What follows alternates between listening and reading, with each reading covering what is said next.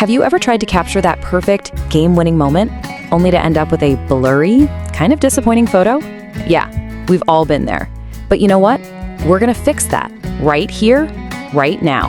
We're gonna show you how to take those shots from blurry to brilliant. Yeah, does this feel familiar? You see that incredible moment, you mash the shutter button, and the photo you get is just meh. It's missing that punch, the energy, the speed, the emotion. It's a super common frustration, but here's the good news. It's totally fixable. So, let's do it. Let's fix that. We are going to turn that frustration into total confidence. Seriously, by the time we're done here, you're going to have a clear game plan for taking some absolutely incredible sports photos. Okay, so here's our game plan. We're gonna break it down into 5 simple parts. First, we'll talk about gearing up. Then we'll dive into what I call the magic triangle of camera settings. After that, it's all about telling a story with your photos. Then we'll build your game day playbook, and finally, we'll wrap it up with a little photo polish to make your shots shine. All right, first up, your essential toolkit. And hey, I've got some great news for you. You do not need to go out and spend a fortune on the most expensive gear, not at all. You just need to get what makes a camera setup really work for shooting high-speed action. So the first thing we need to wrap our heads around is focal length. And honestly, the easiest way to think about it is like a pair of binoculars. A big number, say 200 millimeters, that's like being super zoomed in, getting you right up close to the action, even from the cheap seats. A smaller number, that gives you that nice, wide view of the whole field. For sports, trust me, a lens that can get you to 200 millimeters or even more is going to be your best friend. Okay, next up is aperture. And listen, this right here is a total game changer. It does 2 amazing things at once. First, it controls how much light gets into your camera, which is absolutely crucial for those dimly lit gyms or night games. And second, and this is the magic part, it creates that professional-looking blurry background that makes your athlete just pop off the screen. What you're looking for is a low f-stop number.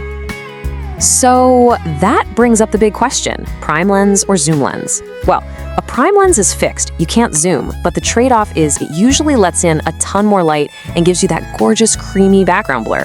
A zoom lens, though, gives you that awesome flexibility to go from a wide shot to a super tight one without having to run up and down the sideline. Honestly, there's no wrong answer. Both are fantastic, and most pros I know actually use a mix of both.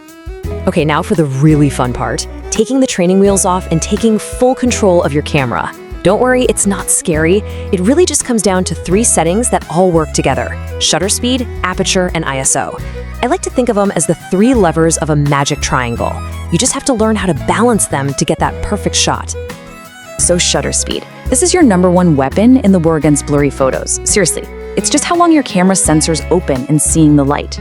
When you've got athletes moving at lightning speed, you need a really, really fast shutter speed to freeze them in their tracks.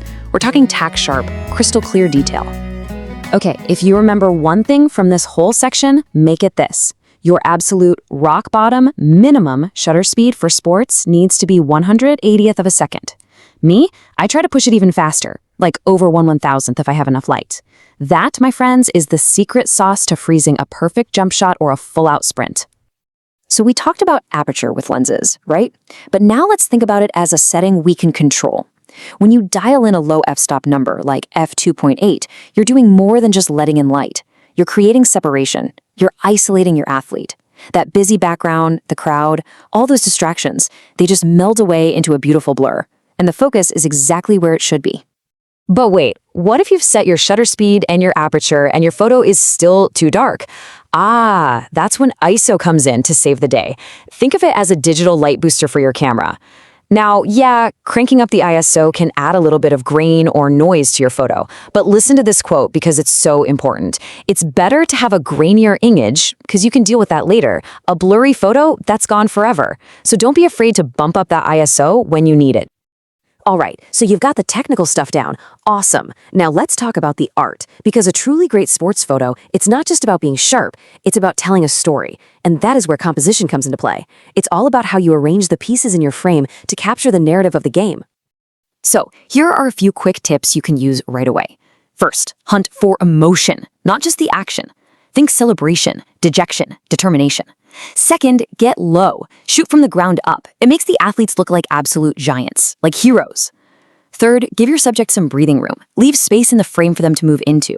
And last but not least, don't forget to zoom out for those wide shots that really set the scene. And that last point is so important. A wide shot like you're seeing here, it does so much more than just show one player making a move. It shows the whole team, the stadium, the atmosphere, the entire scale of the event. It gives all that amazing action some context and tells a much richer, bigger story. Okay, let's take all this and put it together into a real game day strategy. Because I'm going to let you in on a little secret. The best sports photos almost never come from pure luck. They come from preparation. Having a solid plan before you even step on the field makes a world of difference. So here it is, your game day playbook. 1, do your homework. Know the sport so you can anticipate what's going to happen next. 2, make a plan. Figure out where you're going to shoot from. 3, watch the warm-ups. It's a great time to spot the star players and dial in your settings. 4, switch your camera to high-speed burst mode. Just hold that shutter down. And 5, this is a big one, keep shooting after the play. The reaction, the celebration, that's often where the real magic is. You've got to anticipate the next move. So, the game's over. You get home and you've got, oh boy, hundreds, maybe even thousands of photos on your memory card. Now what? Well, this is the final step, taking those good shots and making them truly great. And all it takes is a simple editing workflow. First off, don't get overwhelmed. You're not editing every single photo. Just follow this simple 3-step process. Step 1 is to cull your photos. That's just a fancy word for quickly going through and flagging your keepers.